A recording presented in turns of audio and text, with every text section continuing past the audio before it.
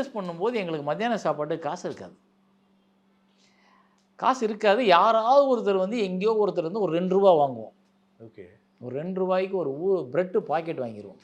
Bread packet. அப்புறம் அப்போலாம் 15 பைசா 20 பைசா தான் ஊறுகாய். 4 பாக்கெட்டை வாங்குவோம். அதான் உமாபதி சொல்லியிருந்தாரு. 4 பாக்கெட்டை வாங்கி அந்த பிரெட்டை கட் பண்ணி அதில் ஊறுகாயை தடவி ஆளுக்கு 2 பீஸ் சாப்பிடுவோம். அப்படி இல்லைன்னா ரூ. 2 கிடைக்கல அப்படின்னா எதுக்கு ஒரு சிவன் கோவில் இருக்கும். ஒரு 4 மணிக்கு போனோம்னா தேங்காய் உடைப்பாங்க. தேங்காயை புறக்கிக்கிட்டு வருவோம். ஓகே.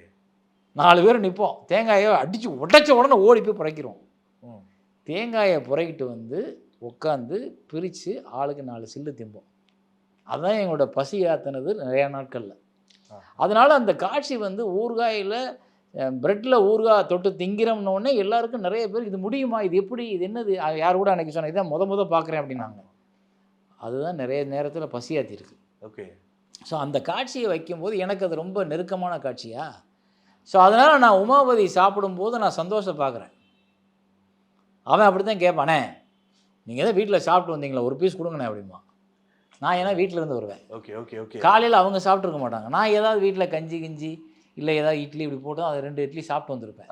இப்போ அதனால் அவன் கேட்பானே, வீட்டில் தான் நீங்கள் சாப்பிட்டீங்களா 2 பீஸ் எனக்கு கொடுங்கண்ணே அப்படிமா. ஓகே. அதை தான் நான் அவங்ககிட்ட பார்த்தேன்.